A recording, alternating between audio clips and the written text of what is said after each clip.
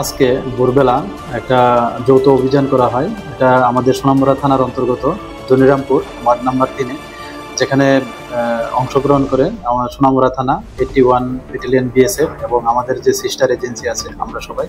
তো এখানে অ্যাকচুয়ালি একটা গোপন খবরের ভিত্তিতে অভিযান করা হয় একজন রিনা রানী দেববর্মা ওনার বাড়িতে।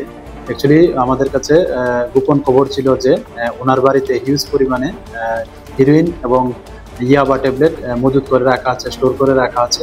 তো আমরা এই মানে খবরের সত্যতার জেরে আমরা এই অভিযান করি এবং ওনার বসতঘর থেকে আমরা হিরোইন উদ্ধার করি, যা ওজন করলে দেখা গেল 3 গ্রাম, এবং ইয়াবা ট্যাবলেট 1 প্যাকেট, যা ওজন করলে দেখা গেল 185 গ্রাম। তো এই নিয়ে আমাদের সোনামুড়া থানাতে আমাদের এগেনস্টে একটা এনডিপিএস দ্বারাই মামলা নেওয়া হয়।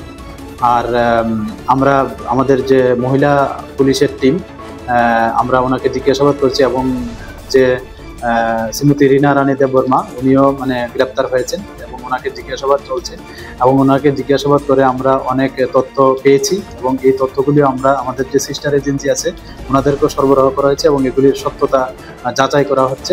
এবং আমরা দেখছি যারাই মানে এই মামলার সঙ্গে যুক্ত মানে পাওয়া যায়, কোনো এভিডেন্স পাওয়া যায়, আমরা অবশ্যই তাদের আইনের আওতায় আনবো।